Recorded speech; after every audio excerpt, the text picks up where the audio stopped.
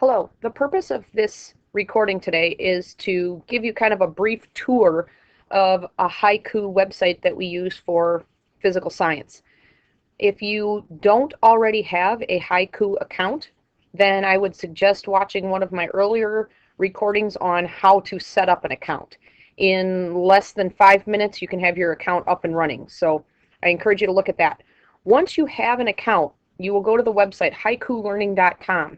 You will use your username and password to sign in. If you choose to, you can link your Google account to that. And once you've logged in, you will see a home screen that looks similar to this. Any classes that you have with haiku will be listed down along the left-hand side. And for this video, I'm going to give you a tour of the physical science website. This is the site that most of my freshmen are encouraged to use. And on this site, you'll notice that it's color-coded in kind of a red scheme. I used red to color code for most of my physical science classes. I oftentimes try to collect polls of interest and ways that I can improve the site. So sometimes when you log in, you'll actually get a question pop up, but that goes real fast. When you get to the first main page, it's called the Physical Science Course Information page, you will notice that I've listed all of the announcements. This is a great place to start. You can read the announcements, which are due dates, upcoming events, projects, things like that. I've got copies of the course syllabi, lab agreement. There's information on how to access the online textbook with usernames and passwords, including the link. Some information about myself, including my phone number and my email. And that gets you kind of started on the basics. If you're looking for study resources for your student, you'll notice we're over here on the Pages tab. You can click on Study Resources, and I'm constantly updating this and adding more things, but I use a flashcard app called Study Blue. I encourage that. Your students can create flashcards and use them to study. There's a free app they can download onto their mobile device, such as an iPod or a cell phone. I have a YouTube channel where I actually post videos that are oftentimes related to our content or current science information. If you have a student who uses another language at home, you can oftentimes change the closed captioning into Spanish, French, or some alternative languages. I encourage you to take a look at some of these files here. These are outlines, tips, blank note-taking forms, things like that. I also use a texting program called Remind, where if you choose, you and or your student can sign up for text reminders from me.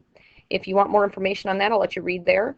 The Khan Academy is a great place to get short videos on any academic topic in 15 minutes or less. A lot of times they explain how to do a specific type of math problem or how to graph something or how to set up a data table, as well as specific details on things like mitosis, meiosis, simple machines, etc. And then I've got one section over here on how to help students with labs, which a lot of our freshmen really struggle getting that lab report done. So I suggest taking a look at that. Once you've looked at that, you can look at each individual unit that we are studying, and each individual unit will have its own list of resources. And each unit's a little bit different, but you can see that I post classroom notes, I post announcements, I post copies of the worksheets, so if a student's absent or a student loses an assignment and wants to print it out at home, they can do that. Any of the lab documents we have, I post those, and I also try to provide some specific review material for that unit there. Each unit is a little different. You may find videos, you may find flashcards, you may find diagrams, but it's all pertaining to whatever unit we're currently working on. Another tab that I would suggest you look at is the Calendar tab, and the Calendar tab is month by month. It shows you what we're doing each day.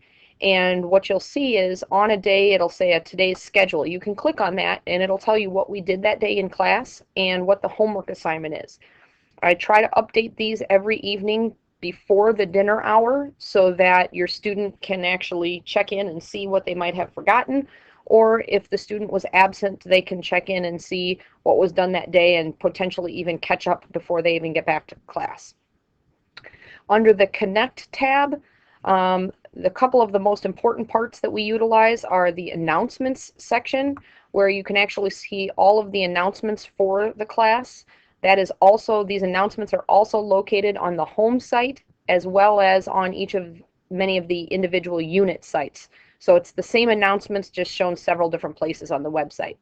I'll talk to you a little bit in a second about how to set up announcement notifications. In addition to that, the other place that is used a lot is the inbox. The inbox is similar to an email program. It's between the students and they can send messages and ask questions about specific assignments. They can attach attachments if they have an assignment they need to turn in electronically, etc.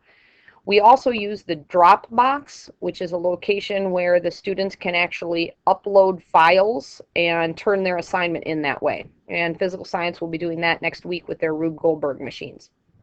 There are some other options here that I haven't initiated with my freshmen, so I'm going to skip over those, but in the future, if I do, I will add that. Under assessments, one of the things you can encourage your students to look for is the assessments section.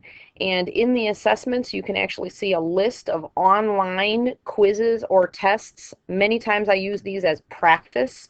And you can see what type they are, when they're due, where it may also be located on the website.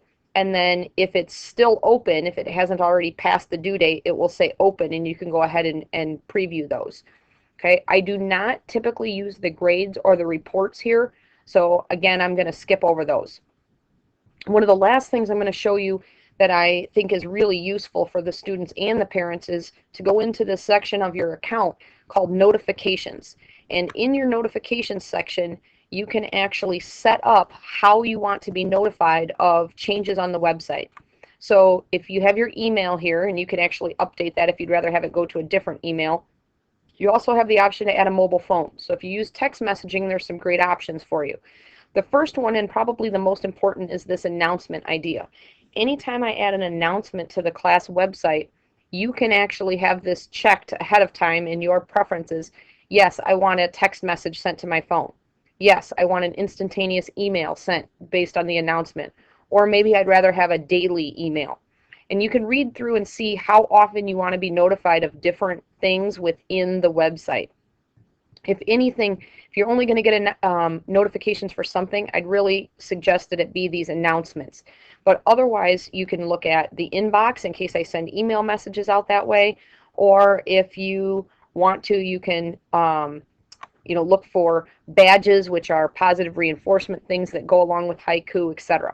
So you have the choice of how much you want to be bombarded with notifications, but I really do suggest using that announcements section so that you can have the homework and what we're doing that day sent to either your email or your text message, and then you won't have to actually go back and check the website every day. If you have other classes at Haiku, those will be listed here. If you need help that I haven't covered, Haiku has a great help section, and you can always go in and adjust your information here. So take you back to the home account.